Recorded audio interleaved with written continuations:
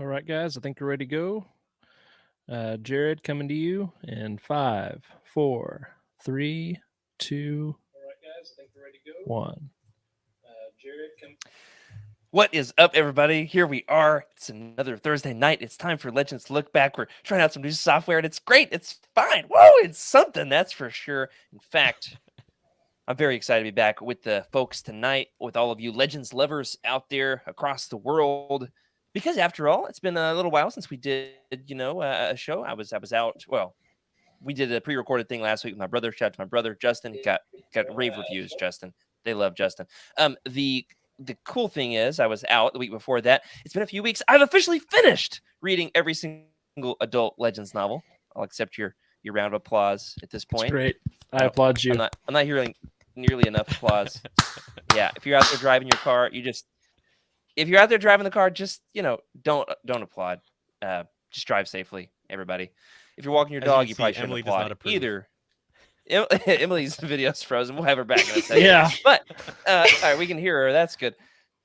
I am reading the Young Jedi Knights books. I'm on number 7, trying to finish these up, which I read a long time ago. And it brought up an interesting conundrum that I posed to the Utini team. I want to hear your feedback, your thoughts on this live here on the air. And that is this: in what is this one called? Yeah, I practiced this beforehand, I promise. In Star Wars Young Jedi Knights, number 7, The Shards of Alderaan, which is silver with the Boba Fett. Oh, nice. Okay, in this book, the Solo kids give Leia a rock from Alderaan as a birthday present. Yikes. They're like, oh, mom's about to have a birthday, which apparently birthdays are a thing in Star Wars. She's about to have a birthday, so they fly the ship to the asteroid field. You know, the one from A New Hope? Mm-hmm. That's no moon. That scene. Yeah. And they get out the ship. They carve a piece of the planet. There's a big shiny metal thing, and they're like, that must be the core of the planet, still floating out here in the asteroid field. And they carve a little circle of it, and to give her this rock. This is not the actual rock from Alderaan. This is a rock from my front yard. I brought for illustrative purposes. Fooled me. Sometimes you got to have an object lesson. All right. Mm-hmm. So here's the question: would you like a rock from your destroyed planet as a birthday present, or is it kind of insulting? What are your thoughts on this? In Darth Vader Annual number 1 from 2016, which I just so happen to have. Thank you to our buddy Jacob for helping me find the panel. In this, there is, this scene here. We've got Darth Vader gives Queen Trios a rock from Alderaan so as to warn her. He's like, this is what happened to the last planet that crossed me. We freaking blew them up. So there is an example. Same thing. Same exact gift. Queen Trios, it's a threat. In canon, in Legends, it's a birthday present. Which side are you on? Are you on the side of the birthday present or the threat? Go ahead. I don't know about this one. I don't know. I'm the type that likes stuff, and so I think I would like a piece of my destroyed planet. So let's go with birthday present. Birthday present is Rick's vote. I feel like getting a rock from your planet that was destroyed. Oh, man. I don't know how I feel about this. This is a weird one. I feel like it's totally contextual, right? It is. I feel like someone close to you has to give that to you. Yeah. Right? Not like some random guy. Here's a stone from your dead planet. Not so or good, like but it's like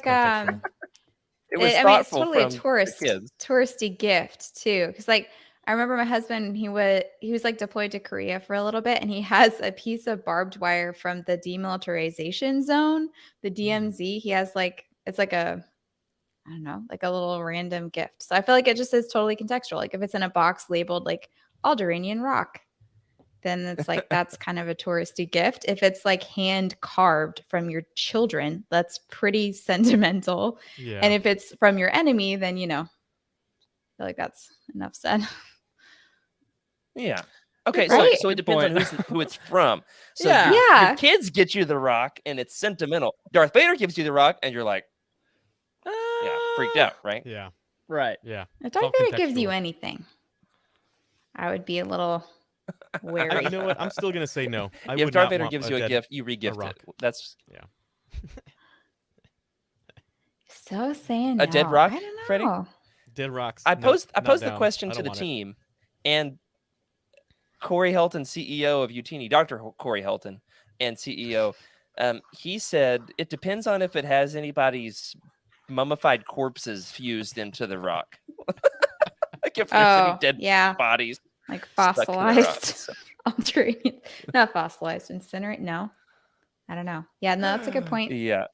So let us know in the chat. We got Dale here says a little bit of both. I guess it depends on how well you understand your emotions. From my own kids, it's the thought that counts. So, we got the comment right there. What? Hey, look at that. That looks fantastic. Yes. Beer. Thank you. Okay, You're, for us Yeah. audio listeners, we're trying out some new software. And apparently you can see comments on the stream, which Yeah. is really exciting. So we've Yeah. always been able to read them, but now you can see them. So if you've never caught us live before, you can actually see your comment featured on the show. So join us. All That's the right. more incentive to join us live, which is what we are doing right here tonight. So without further ado, and now Freddie's trying to see if he can get naked palps up here on the screen. Rick, please cut the Oh, video. my word. Get it to the next scene before we get him up on the screen, please. Let's We start don't the get show. flagged.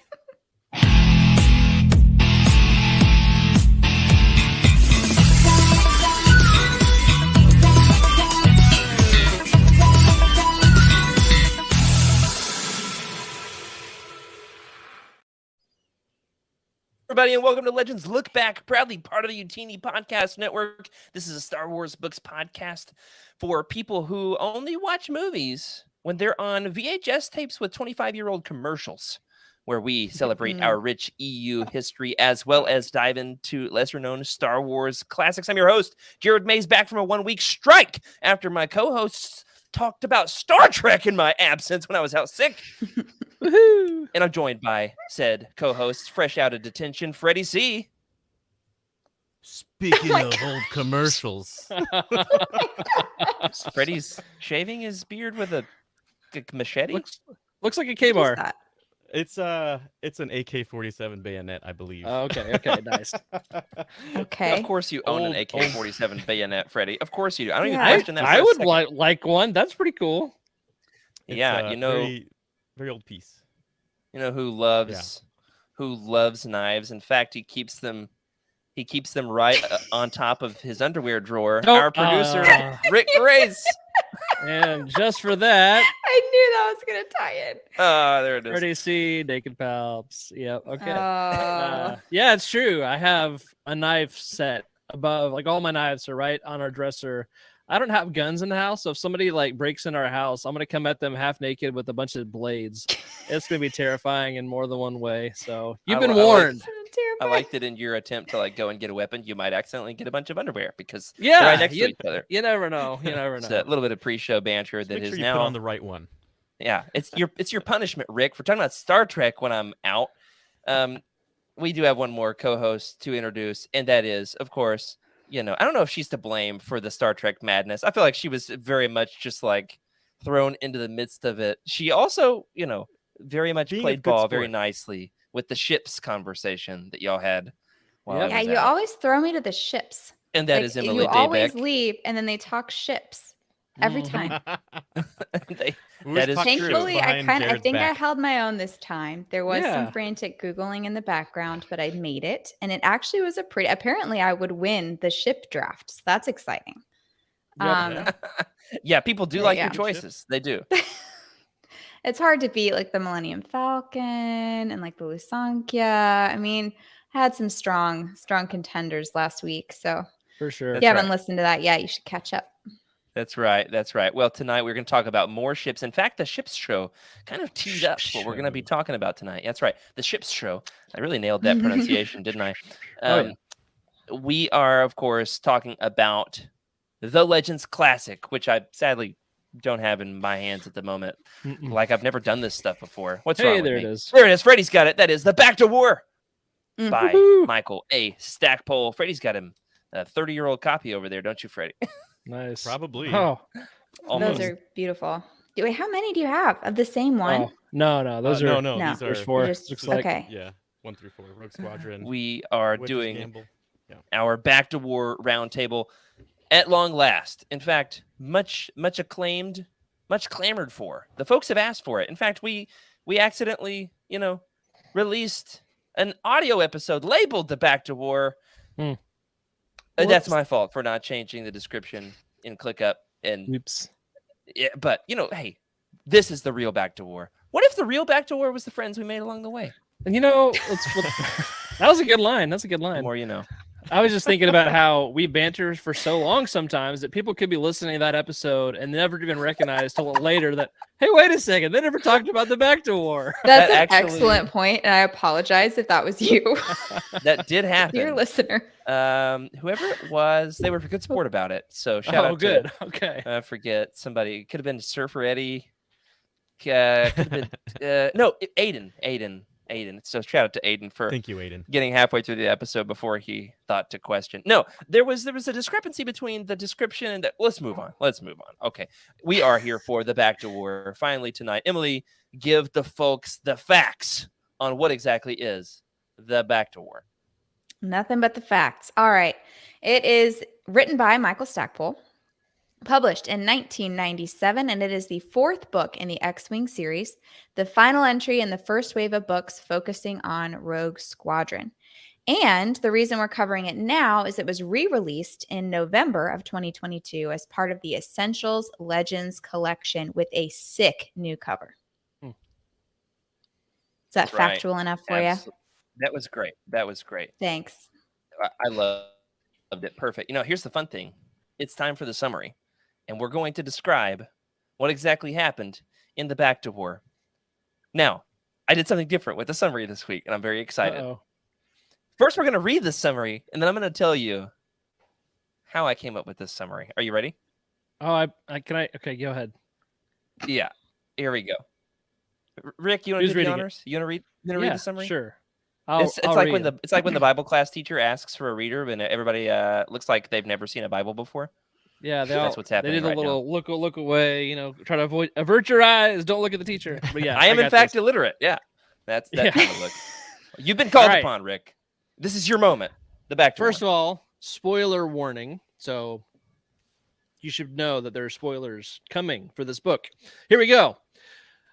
After the fall of Coruscant and the flight of the Empire's leader, Yusan Izard, when she released a virus that only attacked non-human species, she conquered Thyfera to control the galaxy's Bacta supply.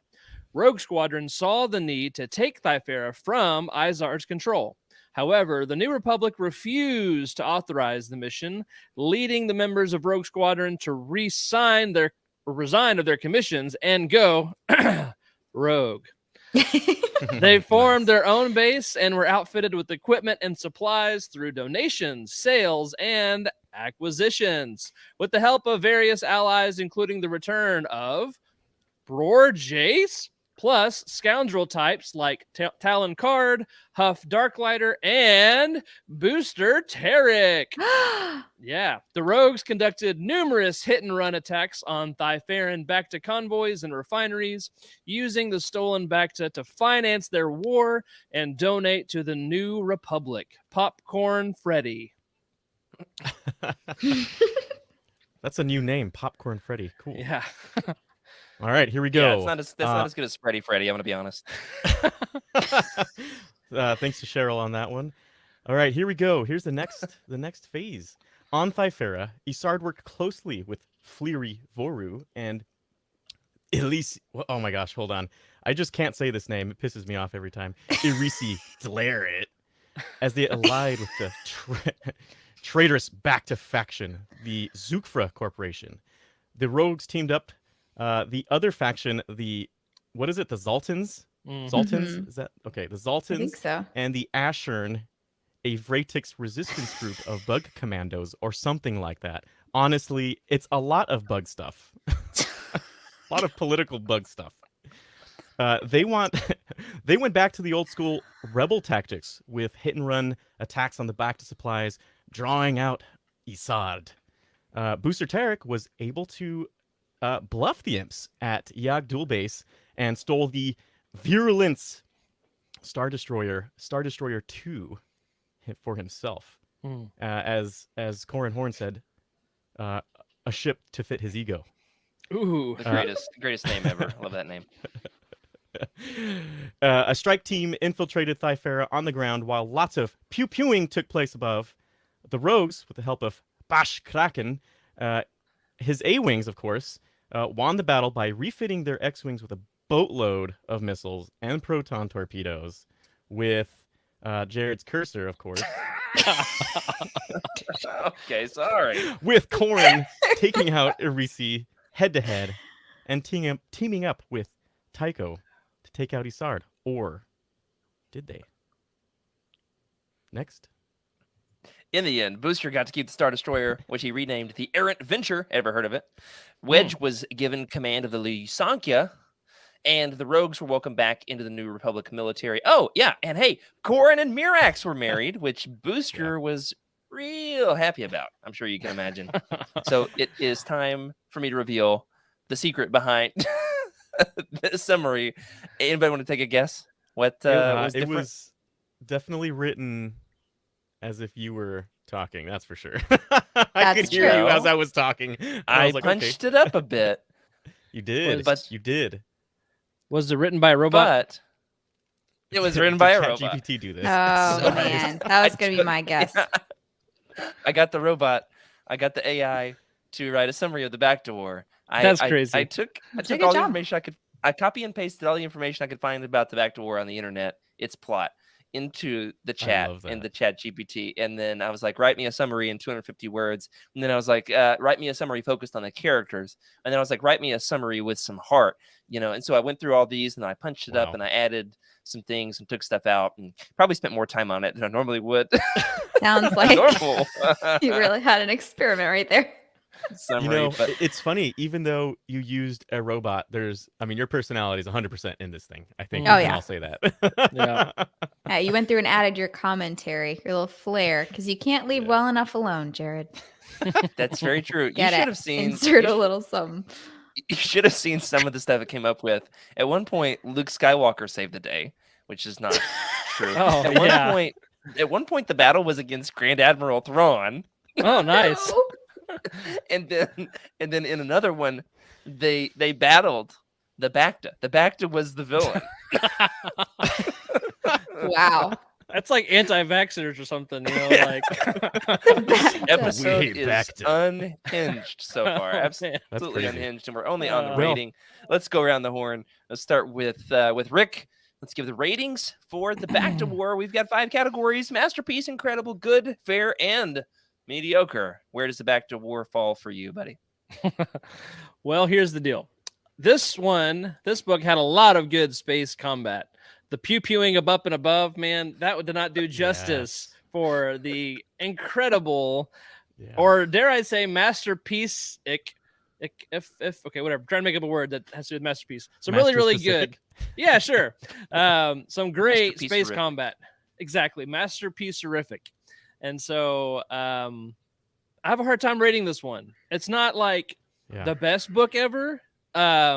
It is at least incredible, but there are some moments that I would say are masterpiece. The whole take of what becomes the Errant Venture, that whole like space station battle was so good. I loved it all. Yeah, that was The very Thrawn. Rick, I bet you just.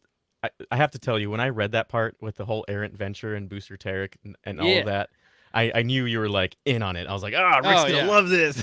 Yeah. So it's probably my favorite so far. So it is at least incredible, but part of me wants to say it's a masterpiece. Great. I All I do right. remember you saying a few weeks ago that you loved all the space battling. Yeah. Yeah. Emily, what do you think? Where does this rank for you? Okay. So as it stands now, I think I'm going to have to go with incredible. There's some wiggle room to go up to masterpiece. The things that are holding me back are the first chapter, which, let's face it, made me want to hurl. There's just Oh, a lot Yeah, it's of cringe. like 90s romance stuff, and I'm just not used to that. Wasn't expecting it, and to hear it on audio at ×1 speed, which normally I like bump it up to ×1.5 or 2. So like I was already really thrown listening to it at like half the speed it normally goes, and then to have it be like extra drawn out was Yeah. hard to take. But it was a really good book. Like I loved there were so many different segments of the book, different characters that I thought had a wonderful arc. And there was layers on layers on layers, which I loved, and it was action packed. So I would say there's room for me to bump it up to masterpiece, but it's definitely incredible. Cool. Yeah, you mentioned very early in your read through that the romance stuff was not really working for you. It came on so strong and so suddenly. It And was very extra this time. Yeah, it was just a lot. And every single scene in this book that was like that, and there was a bunch, honestly.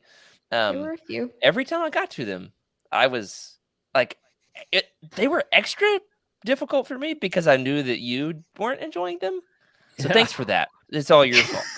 Sorry. And also Mike Stackpole's. But I feel like if I we had love been the reading it, it would have been fine. But like having to listen to it I think at a that's very slow speed for me, for what was normal for me, was just like torture. Like it was really, I had to take a bit of a breather before coming back in. Ooh. And there's so.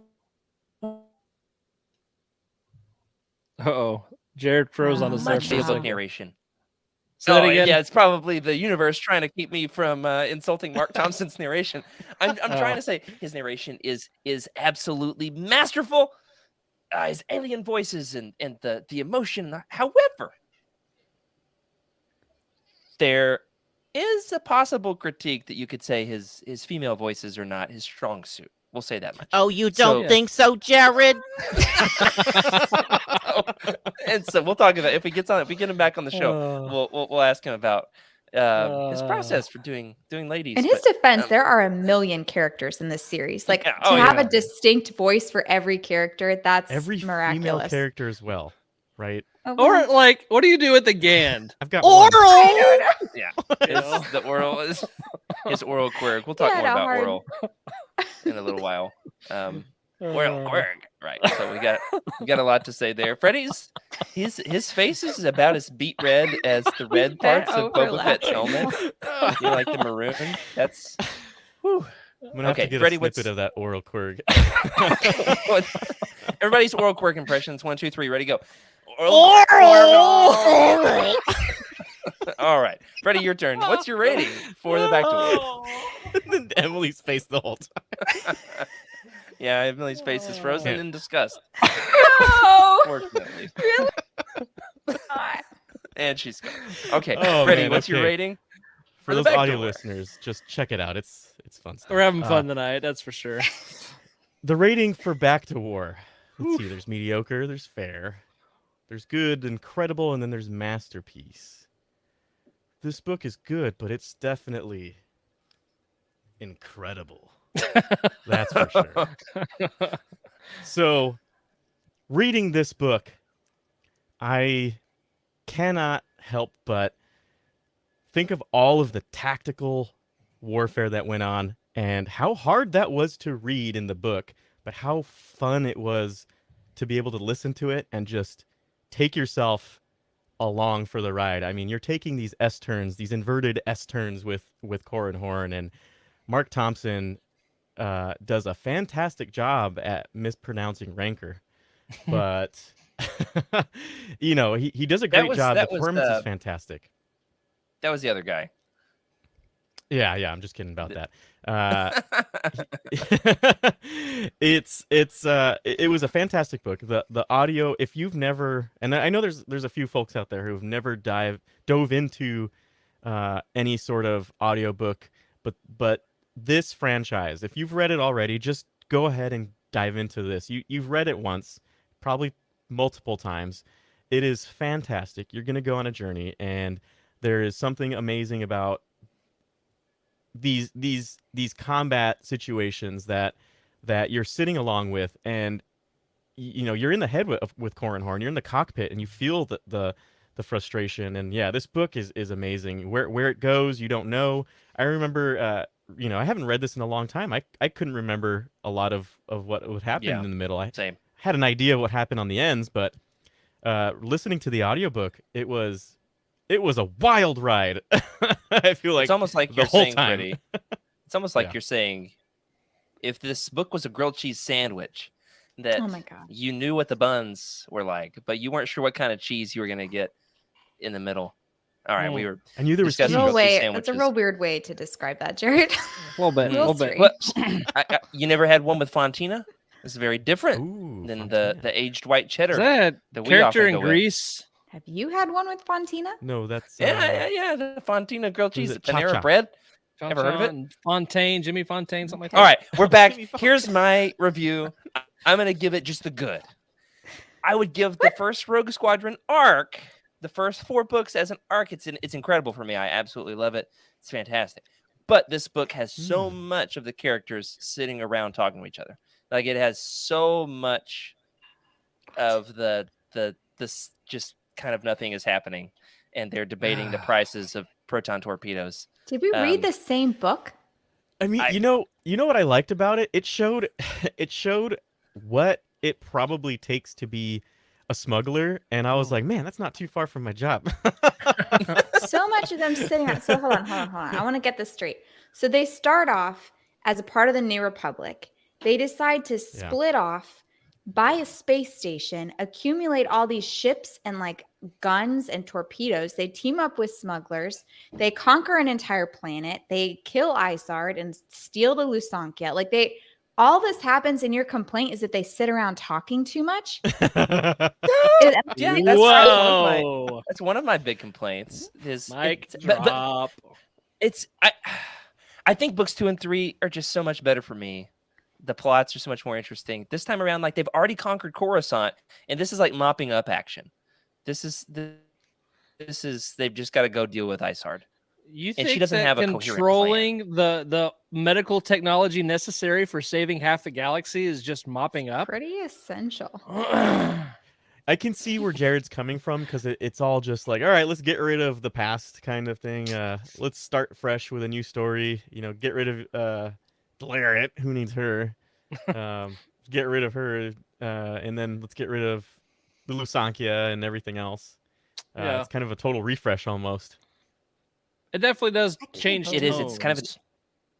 it's an independent story. Yeah, and I enjoy it. I think that so much of the development with Gavin Darklighter is essential window dressing for the X-Wing series that really adds flavor and depth to the whole thing. But reading it on its own is not my favorite of the series. That's all I'm saying. I see what you mean. But Emily, All this right. was a reread for me. This was like my 4th or 5th time reading this, and I remember liking it more. I remember liking it more my first time through. This time it's like, yeah, I know that they're doing the whole pirate thing, but that they're going to be back with the New Republic. And but I loved the booster stuff. That's for sure. So yeah. I can't wait to talk AKA more Star Wars Santa Claus. If you know, you know. about Booster. We're looking at the cover, the original cover of the Bacta War, with which according to the Wook they say is an erroneous cover. This scene is never depicted in the book. There are never 4 Star Destroyers going up against the 1 squadron of X-Wings, which That's shout fair. out to the Wook for being so incredibly pedantic. Yeah, So, that's about right. so petty to say that, oh yeah, by the way, Actually, this scene never happened in the book. Says the guy Well, who do was have like, cover. oh, by the way, there's like no action. They Yeah. just sit around Come talking the whole I time. think the ending is great. I think it's one of the Go back best to your space grilled battles in all of cheese, Jared. Go Legends. back. I might just make one after the show, except for I'm out of slices, so I've got to use the sprinkle cheese, which is just very messy. Yeah. So messy. Almost as messy as Corin Horn's character arc, am I right? I mean, Here's you're the not thing, wrong. In the Krytos trap, let's talk about the characters. In the Krytos trap, we learned that Corin Horn is force sensitive. Who'd have seen that coming? Not What? me. I was too busy rubbing my medallion. Oh, dear. He had Jedi parentage and is totally gonna annoy the bejesus out of Luke Skywalker at the Jedi Academy. But in this book, we learned that rather than don the green Jedi robes, which he will eventually do, Corran wants one last X-Wing adventure. Now would be a good time to throw on those shades, Freddie. So here's my question. How do we see in this book the progression of Corran's character arc? I'm kind of laying it out there that the big character arc happened in the last book, and that now we're just kind of treading water before I Jedi. Which, well, that's a book. But I haven't read that one yet. I think I agree. I mean, it doesn't feel like his character moves forward a whole lot. It's kind of like he's sneaking in the last things that he wants to do before he settles down.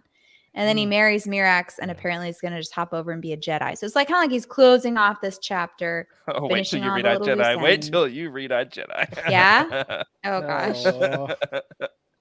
Yeah. That's a good point. It's closing off this chapter. One last ride. It's like senior year. He's already got all his credits out of the way. Yeah. He just needs to go through the motions to get enough of the prereqs. I don't know. I don't remember. It's been so long since I graduated. Freddie, Corran Horn. He's trying to figure himself out. He's growing a lot. That's one thing about this book. And I believe even Wedge or someone in the book says it as well. He's growing a lot. He's a little bit more self-aware. He's learning from a lot of his mistakes. He's understanding the consequences of his actions. He's not as insufferable as he was on day one. He's very much a team member, and he cares about his people and his girl and his father-in-law, I guess. That whole rivalry, which that's another part of the growth, right? I mean, just trying to get over old rivalries. I mean, this is old rivalry. This is family feud. This is Romeo and Juliet level feud. But they get through it. They get through it all, and it's interesting to see his growth. But it's very much let's get this thing over with and let's move on to the next story that we have slated this year. I'm not sure if I think it was that important year, for him to. He did crank these out very quickly. They needed to finish it. Yeah, they needed to finish some of that off. They could have drawn it on for a very long time. So, okay, but question. Is Corran going to drop out of the series from this point on? Yeah. This is the last of this arc of Rogue Squadron books. So then the next three books are its own arc. So the Wraith Squadron books, which many people are saying are the superior X-Wing series, which we'll have to get to eventually. I would say they're better books. They're better written. Though these are very special in the hearts of Legends fans. The Rogue Squadron series is something very, very special. Corran Horn has made an imprint. For better or for worse, Corran Horn left his mark on the galaxy. And then we've got like an independent Rogue Squadron story that doesn't have Corran. And then we've got an independent, like three more kind of one is Wedge and Hobby and Wes Jansen. Like they're the only three X-Wing characters in the book. So and people say Starfighters of Adamar, they say that's the best in the series. So yeah, Corran Horn, his arc moves on into iJedi. Yeah. Okay. After this, if you want some more Corran, Rick, I think that obviously he had to deal with Isard and Arisi, and we get that in this book, but it is very obvious that the best interaction we get with Corran in the entire book is with his soon-to-be father-in-law, Booster Tarek. First of all, Rick, I've got an alternative title for the book. What do you think about this? Booster's Big Day. I like it. Yeah. Yeah. Is that dad joke enough for you? I mean, Booster's he's the star of this book, isn't he? Yep. Yeah. I was thinking I could play off of Booster Tarek and make that like a alternative Rick nickname, like Richter Booster. I don't know. I'll have to work on it some more. But anyway, I like Booster. He's a good guy. Blank stares, crickets. Yeah, I know. I love it when my joke never lands. Yeah. Anyway, it might have landed for somebody out there. You never know. That's the beauty of making a podcast. Waiting for my wife to be like, nope, it was still lame. But I did think about you when I was picking the rock out of my yard. And I thought, rock is only one letter different from Rick. That's about as far as I got with that joke. So anyway, that's fair. there are other things that are just one letter different too. Oh, okay. That one Anyway. landed. That one landed. There it is. There it is. Okay. All right. Anyway, but yeah, Booster's big day, man. What a title. Yeah. Seriously, what does he walk away with from this? He's got Everything. Yeah, everything. Like he totally won. Basically. A Star You got Destroyer and a A son-in-law. Star I mean, what else do you need? Destroyer. Yeah, I mean, Well- maybe he could have done without the son-in-law, but Yeah. some new contacts or at least some strengthened alliances with his contacts. Being the whole middleman for the unofficial New Republic. What do they call themselves when they were off the books? Just Rogue Squadron? Yeah. Squad Rogue. I can't even say that. Rogerin. No. Rogerin. That one was worse than Rick's joke somehow. Freddie, what were you? Yeah, about I was to gonna say? say. That was a good one. All right, let's they move go cry. That's loyalty right there. Oh, Rick's gone from the Rough. stream. Looks like Jared has the ultimate power right now. Unlimited. Yeah, you get it. Unlimited power. Okay. Booster. You know what's so funny? Booster, Freddie. Yeah, Booster. Booster is lovable in a weird, interesting way. Kind of like a rough Santa Claus. I have no idea how else to explain totally it. Santa Claus. With a cyborg guy Yeah, rough Santa Claus. and a Star Destroyer. But it's funny because I felt like when I was reading the story, I was like, man, Rick's gonna love Booster. I know it. So that was cool to get some validation there. But he makes this whole thing possible. He is an incredibly experienced logistics magician. That's what he is. And In this image, he looks like Wolverine smoking a cigar. I kinda like I feel it. like he's definitely a little bit Legends older for Wolverine. some reason. Yeah. A little bit older. Mm. Yeah, carry on, Freddie. Definitely love that. Whatever. Man, that's an interesting bandolier. There. This picture is from the Essential Reader's Companion, which everybody's favorite Legends Yeah. reference book. Everyone should have. I don't know. If this don't was have- if this was your father-in-law though, how would this picture I'd be changes terrified. things. Yeah. All right. I'd be Here's terrified. my proposition. The scene where Corrin mouths off at Booster Tarek at Huff Darklighter's house, and he's like, yeah. you just better watch it, mister, because her dad is the famed Legends was a little terrorist Booster Yeah. Tarek. And I was out walking my dog, and like I dropped to my knees laughing. My dog was like licking me like I had just had a heart attack or something, like trying to get me off the pavement. It was fantastic. And I've read this multiple times, but I've never listened to it on audio. And different. now I can listen to it while I walk my dog. And his Booster voice is very much like a cigar smoking Santa Claus kind of voice. Oh yeah. Yeah. Well. Keep going. Something This like is good. Well, Corrin. Something like that. I don't know. So let's carry this forward a little bit. How about the Mirax Corrin Booster dynamic? It's like a love triangle, but not like two men vouching for romantic love of the woman as much as it's like the dad who very much wants to protect and love the woman, and then the boyfriend who is just so incredibly abrasive. I mean, it's just impossible to get along with Corrin, and yet nevertheless he's in love with Mirax, and she's in love with his starfighter pilot cockiness or whatever he's got going on. I don't really understand, but it's a love triangle all the same. You see where I'm going with this? Here's my question. Is it resolved too quickly and conveniently, or do you think, in your opinion, that it's handled in a plausible way? I suppose that's a leading question, showing my opinion a little bit. I feel gonna like take it was this? pretty Emily? plausible. I don't usually answer first. I'm trying to like hold back, but you guys are really slow to talk. No, I think We're it all was in a bit of plausible an 'cause odd mood tonight with the different streaming setup. We're all kind of like Yeah. tiptoeing on it's a- eggshells, hoping that this episode will just work. That's It's creating true, an that's odd true, you're not dynamic. wrong. It really is. Yeah, no, I feel like it works because here Mirax is an incredibly independent woman.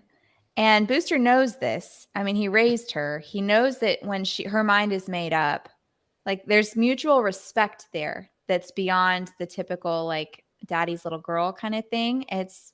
they're kind of business partners in a lot of ways. And there's just this mutual respect. So when she makes a choice that he doesn't fully understand, I feel like he gives her the benefit of the doubt on some level. And then when Corrin grows up and apologizes and then kind of backs off, I think that's when Booster starts to see like, okay, I see what Mirax sees in you. So like, I don't agree with this choice necessarily, but I respect my daughter. And then when he proves that he can be chill, I think, I don't know. I feel like it works, but a little more character development on that might have been nice to make it a little more plausible. We do get some more in iJedi, from what I Yeah. remember. Read it a couple of years ago. I was helping Corey to find interesting passages for the Utini Patreon bonus episode we did a couple of years ago, where Corey read iJedi in a pool hat, and that's all that happened. Yeah. And I tried to find some juicy passages for him, and boy, did I! Whew. In fact, That was he couldn't even the best. he couldn't even read all of them for some reason. Okay, Freddie, how about the love triangle? You see where I'm going with this?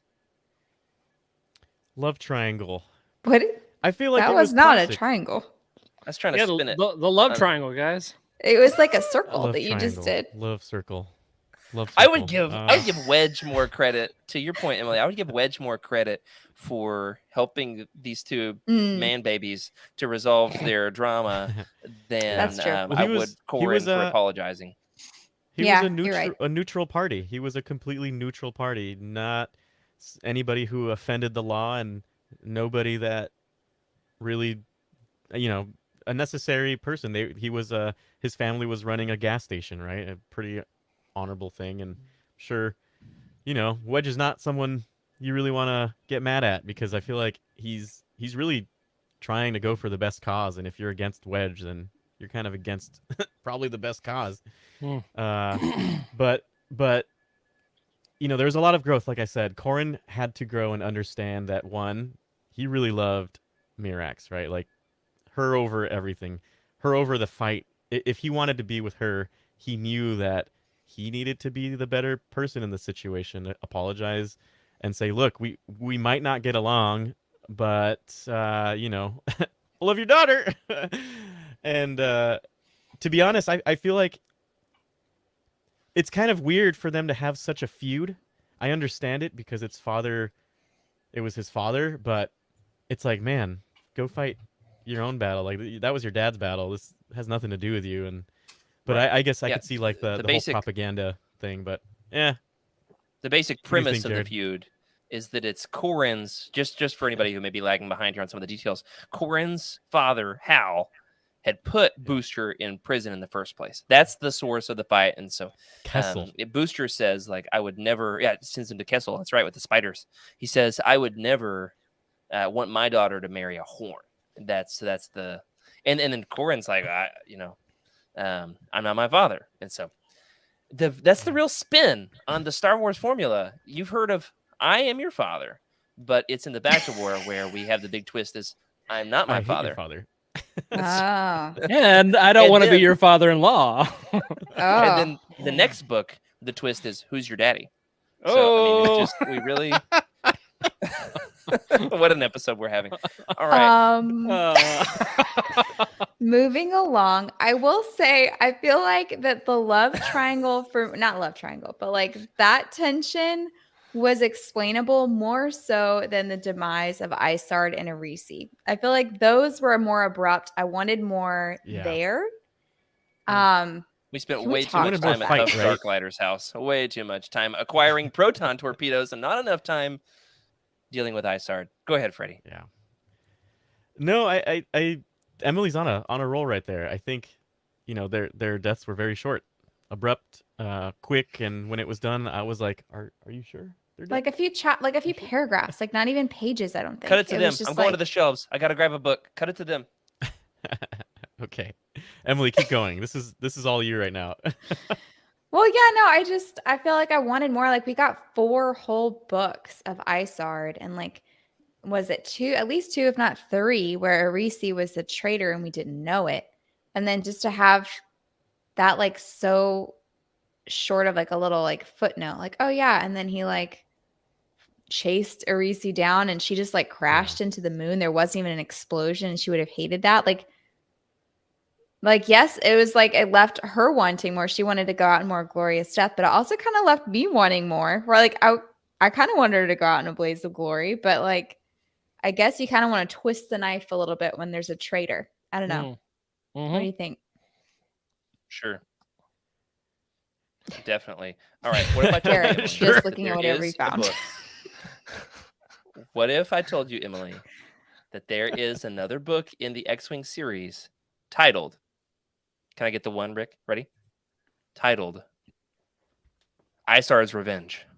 Yeah. So there is a Wait, book what? called Isar's Revenge. Does that mean that she's not dead? I can't remember. To be honest, I can't remember. I know that it's like a big thing during the book about like whether or not she's dead or is alive, and I can't remember. So nobody spoil it. But we She do could be. have What? the plausibility that she may not be dead. Okay. Could be a reverse. We're gonna call her demise the reverse Bror Jace situation, where Book 8. yeah. So you got some reading to do. Gotta wait. Okay. So think about Little this: Bror ticked off Jace gets at that. blown up at the Bror Jace gets blown up at the end of the first book, and then he comes back from the dead. So now the question is, does she pull a Bror Jace? Hmm. You'll have to find out in book 8. We don't know. I can't remember, honestly. I just can't remember. So there's a lot to read. I don't know that they're going to get that deep in the series as part of the Essential Legends collection. So you might have to find you an old crusty 90s copy. Hate to break it to you. Speaking of which, mine's missing the corner of the back of the book. Oh, yeah. Apparently, I didn't Very nice. realize that. To hang out in the smugglers group to find another one. We've talked about some of the villains. Talked about Booster. We've got one more character here to talk about here, and that is this. How about Oral Quirg? His character arc, we find out quite early in the book that he's got some representatives from his home planet, Gand, there to do some fact-finding or historical research on him. And at the end, we learned that he is now able to communicate using first-person pronouns, which felt very 2023 of us to like be having a pronouns conversation in this book. That is true. I did think that actually. Yeah. Like, at the end of the book, they're like, "Oral, you changed your pronouns," and I'm just dying. It was so funny. Absolutely dying. It was good. I noticed that too. I was like, "Wow, this is weird." In the '90s, way to go, '90s.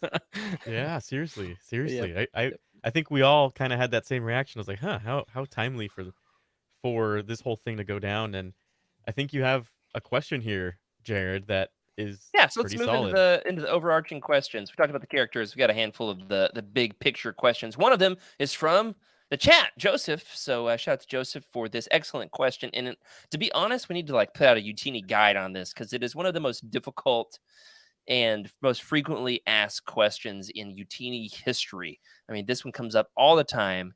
What is the relationship between the Rogue Squadron books and the comics? The question specifically, you can see it right here live on the stream, is do the Rogue Squadron comics follow the books? I think we need to cover these on the show in order to give the most accurate answer. I think I remember, it's been a few years since. Elsko, go ahead, Freddie. Is that her name? Yeah. Yes, so there's different folks in Rogue Squadron. I think before we see the Rogue Squadron that we're in, Wedge has a whole situation with, I want to say, a whole different set of rogues, and I can't remember, honestly. It's been a while, and I think you're right, Jared. We need to cover this. But like, for instance, Elskaloro. She was created by Stackpole for the Rogue Squadron comic books. That was like, what, 1995? And, her and Wedge, I believe, were going on trips together or on missions together. I don't remember too much. It's been a long time. But she does show up in this book. So there is some cool, like, if you read the comics, then you read the books, you would say, oh my goodness, Elskal showed up finally. Yeah, it was really cool to see that. Mm-hmm. Yeah. And so these are collected in the Legends Marvel Epic Collections New Republic Volumes 2 and 3. And then we've got a hardcover omnibus coming out this year that collects every last issue of the Rogue Squadron comics, which is cool. Nice. What I remember is that the simple answer is the comics are set before the books. So the comics are a prequel to the books. I'm reading them right now. I'm like only like 2 or 3 issues in, and yeah, I definitely was. I was expecting them to have much more overlap, but yeah, there is overlap, some of the same characters, but it's definitely before. They were written concurrently, which is odd. So he was writing the books and the comics at the exact same time. They're just set in different eras, which is why the beginning of the Rogue Squadron book, you're like, did I miss something? Yeah. It starts off where he's like, oh, I guess we've got to restart Rogue Squadron because all the old ones mostly died. And it's like, oh, okay, I guess that's our starting place. Huh? So great question. Yeah. Appreciate the question.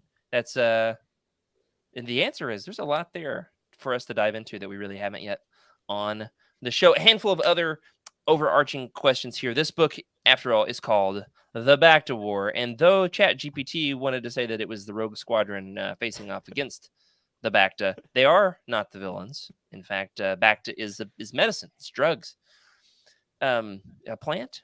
Would you call it a plant or drugs? Medicinal herb. Yeah, it's an essential oil. We'll call it there that. you go. It's essential oil. Do you think the Bacta crisis itself coming to a cult near you? Okay, sorry. Do you think it makes for a compelling and interesting core plot of the book, the Bacta crisis itself? Yes. I said in the summary that it's honestly a lot of bug stuff. I think it's essential, man. It's literally what saves people's lives. It's the only treatment for the virus. So, like, it's essential.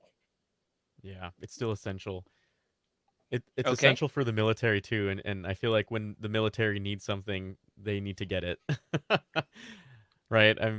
It's part of having a good force. How many times have we seen Luke? Imagine if Bacta didn't exist in this galaxy. Everyone would be gone. And I enjoy like political discussions. Like Darth Plagueis was really good, and that really gets in the weeds of politics and sort of, some of the logistics, I guess.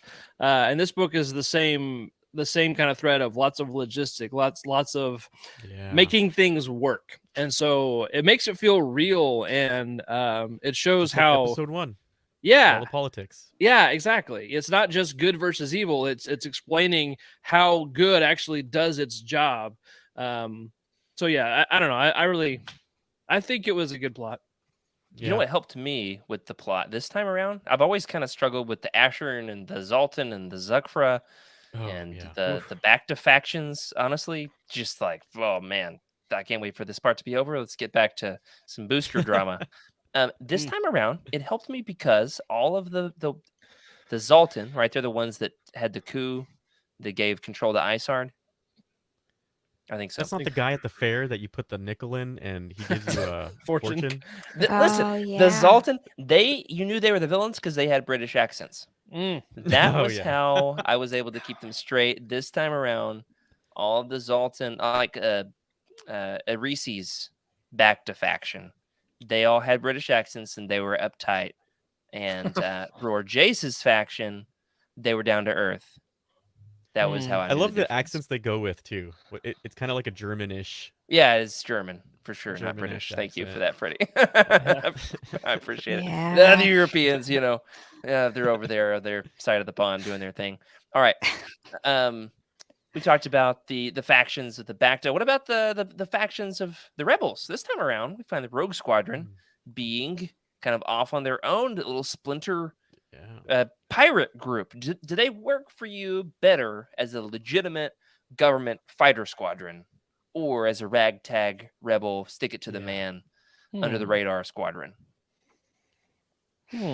This one's pretty easy. You guys can go if you have something, or I can shoot for it. Go ahead, Freddie. Okay. So Rogue Squadron, they are a special ops group. They need to be able to do things that they've got a lot of funding, basically. That's kind of what makes a military group so special, is funding. And these guys, they need funding. They all need funding. But they also are going towards a cause that's a little aggressive, right? It's pretty aggressive for a new government, and it's difficult in politics to associate those things together, and that's why contractor militaries exist. They don't fall under the same rules and guidelines of I don't think they even follow the same rules of the Geneva Convention. So Yeah. I at don't think times, there is in a order Geneva for you to do Convention in something, space. yeah. So as a group that is kind of doing something in the gray zone, it's for the good of things, but it's hard to really come up with a political reason of why we need to go do this. And I think they played it perfectly. Well, we're gonna go do it ourselves, and we'll figure it out. Don't worry about us. And I think that that says a lot about that group. They're incredibly capable. Look at what they did by themselves, basically. Pretty amazing. That's a good point. Anybody else want to disagree with Freddie? They're operating in I don't know. I the feel like it gray was kind area. of While we look suspicious. at Oh my gosh. Freddie's got a Sorry. Luke Skywalker The, action figure that looks like Donald Trump. It's the orange skin. Trump Luke. Put that thing Oh. away. Give that man a red hat. Come on. Oh man. Some golf clubs. Buff, guys. This guy's buff. That's buff Luke. Oh my goodness. What an episode we've Look at had. those abs. Emily, save us, please. I was gonna say, like, trying to stick to the point. Oh man. We're so close to the finish line. Come We're on. so close.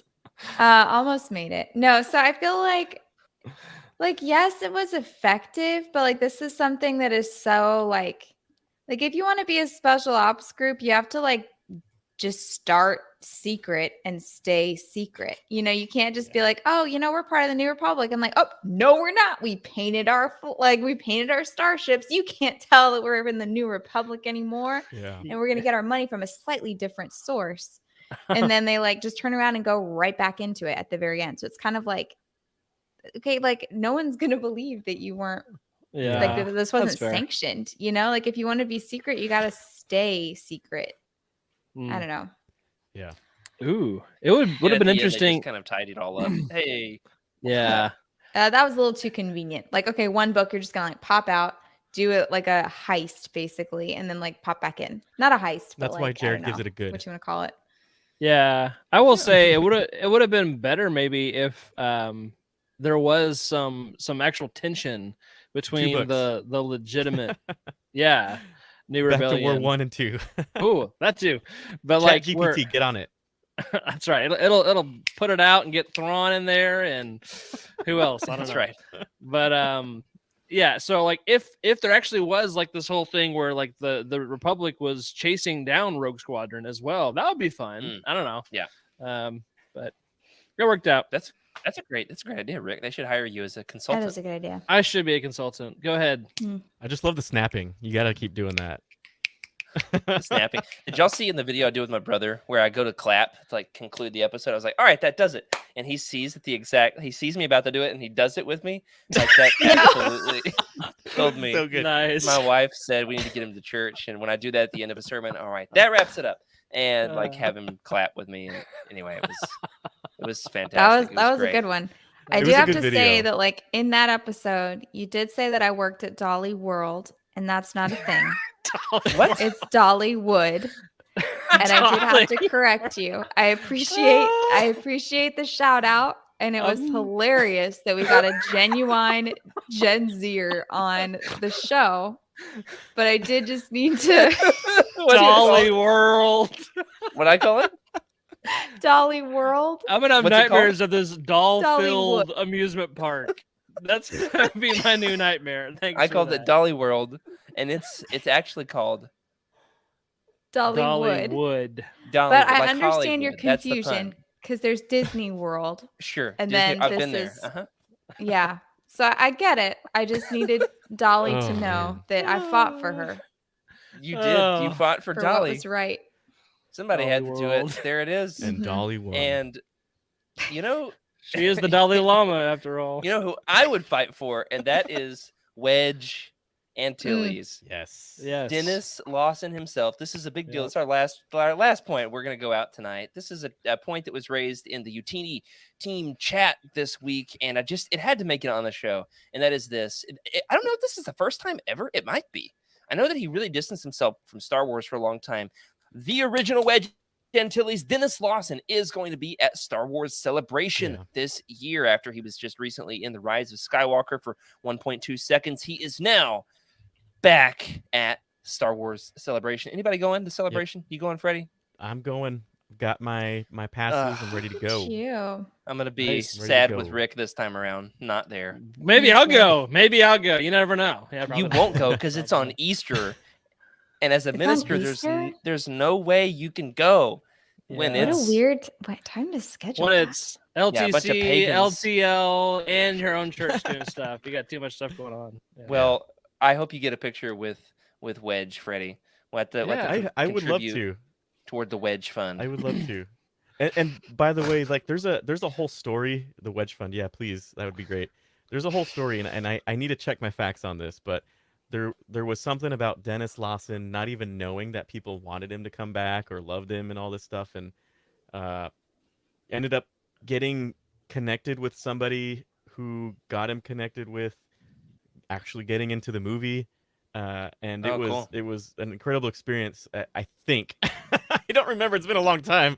I know what you're but, talking about. I vaguely I know. feel like that might be the something. story. It was like podcasters that basically got him to get it back into the films or something. I We'll have to look can't into remember, it. but Using their powers look for it up. good. I love it. That's right. Well, Eric, speaking of podcasters, our buddy from the Living Force, Eric Eilerson, showed off this beautiful picture of the salt and pepper graying, aged, wisdom-filled Wedge that we've got. Look at this Dennis Lawson. Tell me that this man would not make for a perfect mentor to a younger, new group of scrappy young pilots in the Rogue Squadron movie, which may or may not be happening. They announced it, and then we've heard like next to nothing since. Yeah. Yep. Cue the Wait. Top Gun music. You know. What do you think our chances are? What do you think our chances are? That's right. All right, here we go. We're gonna do a bit, Rick. You're going to do the Top Gun. You're gonna sing it while I talk about the pitch. Ready? We got a young, scrappy group of young pilots, all boarding their X-wings, zipping up their flight suits, locking their S-foils into attack position. When Dennis Lawson pats them on the helmet and says, "Fly high." No, he says, what does he say? What do they say in this book? Be quiet, We're Iceman. rogues. He says, we're rogues. We do the impossible. Impossible is our No. expertise. What is it? I want Wedge to come oh my straight gosh, out. you gotta have a and direct say- quote if you're gonna do this. Yeah. This is Take ad-lib. two. It's got to be all here. This is what it ad-libbed. is. He's gonna come out, Jared. He's gonna go. Welcome to the Bacta War. Here's hoping Iceheart and her people choke on your death seeds. That's what I wanted to say. Pretty good. I was gonna go for the line that said like 10 or 15 times in this book, which is like somebody's like, "That's impossible," and then Corin says, "We're Rogue Squadron. Impossible is our Or- speciality," or whatever they say. Speed It's is like, what will keep a pilot safe. Yeah. you know what I'm talking about. They say it over and over. Anyway, I think that we are primed, locked, and loaded. S-foils are in attack position to Come on. have Dennis Lawson announced to be in the new Rogue Squadron movie at Star Wars Celebration. You heard it here first, folks. That's my prediction. So we're going to need like a live reaction shot from you at Celebration, Freddie, if that is announced. Okay. That'd be insane your if camera. I get to experience that. Yeah. Bring Dude, your yes. your boom arm. What was that thing called? The zoom arm. The one that we used at the premiere. Zip line. No. It's like a lightsaber, but you stick your phone on the top. Oh yeah, you can it's wiggle that, it. DJI The gimbal. thing for your Gimbal, phone. yeah. Gimbal. Oh. We got I was there. like, are you talking about a selfie stick, Jared? Yeah. Like, what are you talking A little more about right advanced. now? Drop the Like, what boom you're arm. describing is a selfie stick. Rick, but- I'm not sure I would make that gesture on Yeah, the I'm gonna get podcast. both Actually, arms next time.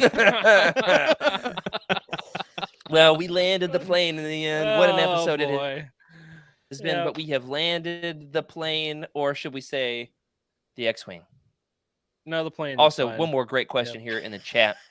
One more great question here from Joseph. He says, "Isn't the Alphabet Squadron book about a new crew of X-wing pilots?" Almost. It's an assorted group of starfighter pilots, which is where the alphabet comes into the name. Right? We got the X-wing, the A-wing, the B-wing, and the Y-wing. Unfortunately, And that's isn't that the question? Why In the chat for wing? the Y wing. Why?